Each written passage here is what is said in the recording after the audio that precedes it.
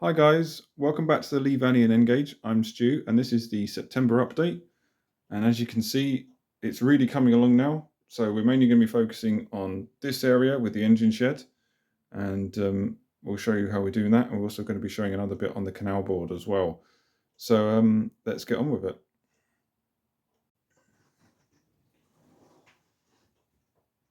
Okay, so this is going to be the biggest part of this update.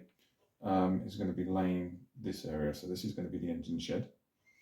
Had a little play around with this. My original idea was I was going to put a curved point here and then form up to make two carriage sidings, and then basically this layout of yard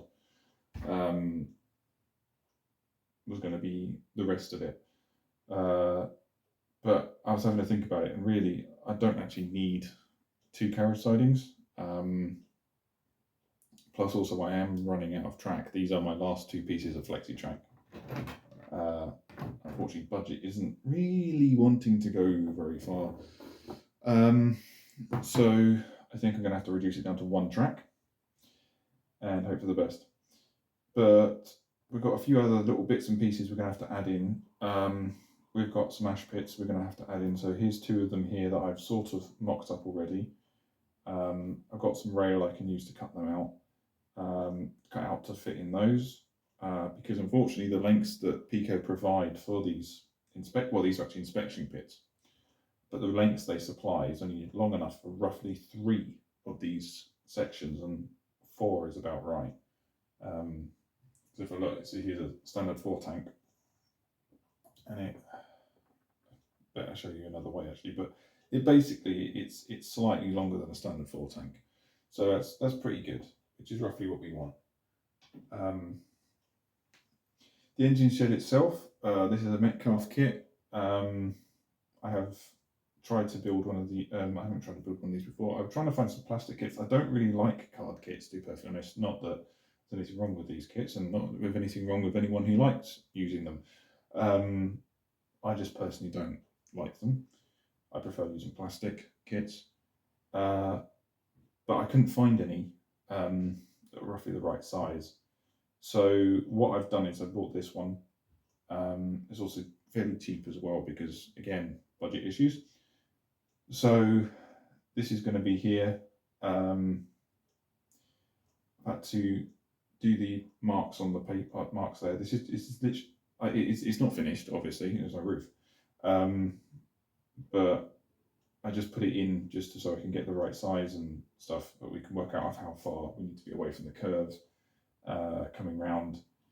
And I think it's quite nice actually just to put in as a little mock-up as well and just see what it looks like, and I quite like it actually. It looks pretty good. So we've got the engine, especially with the ash pits in front of it. It looks quite cool. We're going to have another ash pit which is going to be longer than this. It's going to be about 6. It's going to come out about here, as in the sense of like that's how long it's going to be. So that's going to go here. That's going to be for like visiting engines and things like that. I was thinking of putting it in one of these lines, but with the carriage siding here, it's probably not a good idea to be cleaning out the fires of engines right next to the coaching stock, so it probably would not go down very well. What we're also going to have to do is that I'm going to have to install a new power connector here. This is going to be wired into the same section, and probably will be live with the same section, so one of these sides is going to have to make sure that I keep it empty. Probably will be directed straight into here, so this is going to be the coaling area. So they're going to I'm trying to work out how to do it, whether to put a coaling stage in or whether just to have the wagons in, because some depots actually just coaled straight from the wagons, especially in some of these early days. I mean, there's I think Hertford East Depot actually just had a raised platform that literally was just there for the wagon doors to be thrown onto. So they were when the wagon was full first arrived and was full, coalmen used to jump onto the top of the wagon, shovel coal into the bunkers off of the top, and when they got down to a point where they could open the door, they would then open the door onto this platform, so then give them an actual floor that they could actually then start shoveling off the bottom of the coal off the bottom of the wagon from. So that's a possibility. Very similar size engine shed it would be to this, and very similar purpose as well. So that's one possibility. I might try and do something like that. It'd be quite cool to try and model that. So this will then be a coaling road, and for engines coming in, we're going to have some water cranes as I hit the light. But also I can use these other sidings just for storing empty wagons. I can use them for storing engines. I can use them for all sorts of different things. So I'm kind of looking forward to it. It's going to be quite good to get this going. It's going to have, you probably can't see this on the camera, but you've got the setup points here. We're going to have just two straight lines, because where the camera is actually situated, where the stand is right now, is the edge between this board and the other corner board. And I don't want the track extending off of this board, because if it does, then I have to start adding in extra power loops and connections, and I really don't want to start doing that. So the carriage siding is going to be long enough for 4 non-corridor coaches. That's how long. There'll probably be a carriage here again, but that's what it's going to be, and that'll be quite good. Probably suit my needs really. It's just to shunt some coaches out of the way really and store them when needed. I mean, most of the actual terminus points for the suburban services on the Liverpool Street lines had their own carriage sidings anyway. So this is just for intermediate sort of type station. So doesn't really need a carriage siding. I have actually seen carriage working books for the Great Eastern area, and one set of coach and stock was stabled overnight in Broxbourne, which is where this is going to be situated in the timetable. So that's quite a useful thing just to store them out the way. It also means that it frees up some more of the sidings in the marshalling yards for me to actually use them for putting brake vans or more wagons for local traffic. Because this is going to require wagons. We're going to need wagons of stores to arrive. We're going to need coal. We're going to need empty wagons to turn up to collect ash from the actual locomotives themselves. Other things as well, maybe. Well, yeah, stores is probably about all of it.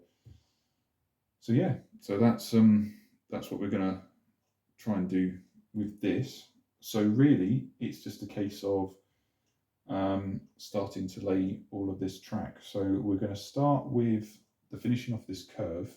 So I'm not going to read that because I don't need that one. So we're going to finish off by finishing off this curve here, and then we're going to start laying the point ladder. That's just a siding, so that's fairly straightforward.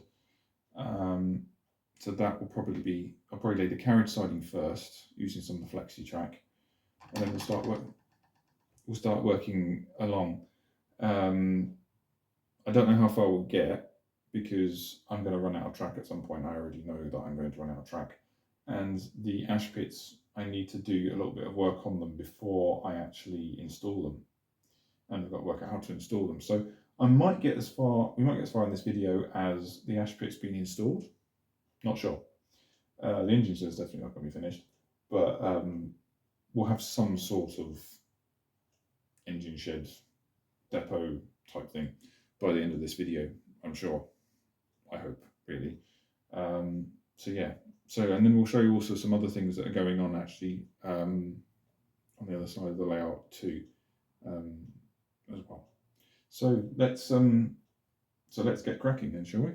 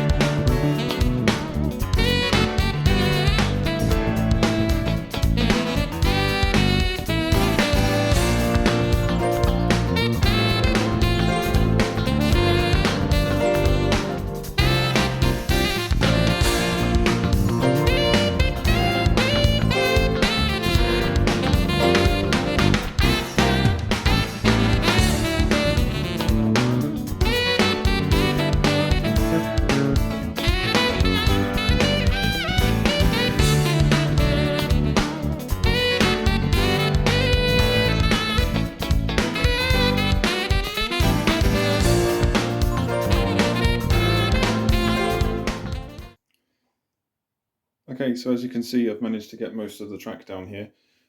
This is going to be the coal loading siding here, or the wagon siding for the siding for the coal wagons.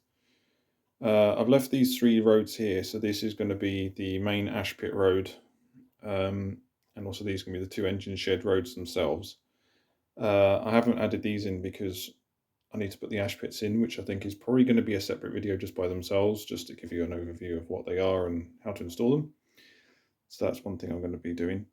Another thing I haven't added in is this line here. This has been because there's this change of level between these 2 little pieces of board that are actually attached together. These aren't separate boards. They're actually, well, they are separate boards, but they were joined together by the frame. So that's one thing that I need to get sorted. I need to sort out this level change, so I can't really do that quickly right now. Good news is I've got one whole massive length of flexi track left, so that can be used for all these remaining sidings. It also releases a bit more of other track. So this track here, this set track, we're going to use that to actually lay the final extensions on the marshalling yard. I'm not going to do that straight away as well. That probably will be for another day. But yeah, so that's the main thing that needs to be done there now. So let's just show you what's been happening on the canal board. So this is what the work has been going on the canal board. It's not a huge amount, but it's progress. Starting to form the cardboard layers for the actual landscaping, which is kind of strange because even though we've literally just added in these bits, you can really start to see it take shape of the landform itself. We're going to use papier-mâché on this, so we're really looking forward to getting this done. Probably need to add a few more strips going across way, but that's just another thing we could possibly get done very quickly before we start papier-mâchéing it.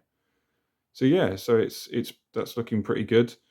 Still got the other side to do, and some of these buildings will need to be moved around as well. There's still a lot of work to do on this board, especially with the actual canal itself. There's a fair amount to that to carry on with. We're thinking about adding some reeds in, and also the water itself will need to be poured at some point. The canal boat 2 also needs a lot of work. I don't know why it's so drab, to be fair. From what I've seen of all canal boats, they're quite brightly coloured. So yeah, that's something we need to rectify as well. So that's what we're going to do with that one. And the towpath as well, that still needs to be finished off, and other bits and pieces there too, and definitely start work on the landform on the other side as well. When we do that, we're going to be taking the board off, otherwise we're going to end up with papier-mâché stuck to the wall, which is not a good idea. So yeah, that's basically what we're doing with this part and the progress we've made so far with this. So it's nice to see a little bit of landform going on, and yeah, it's progress nonetheless. So that's basically the end of this update of this September update. As you can see, things are really coming along now. Tracklaying is basically finished, so that's pretty good. So thank you so much for watching this update. Hopefully next month we'll have a bit more. The next update we'll be able to have a bit more of progress and show you the completed track layout and the ash pits as well, and show you some of the other parts, different bits and pieces we're actually starting to make progress on too. So yeah, probably the next video is going to be the ash pits, and show you how I do that. So yeah, so thank you so much for watching. Please don't forget to like and subscribe, and I'll see you on the next one. Bye for now.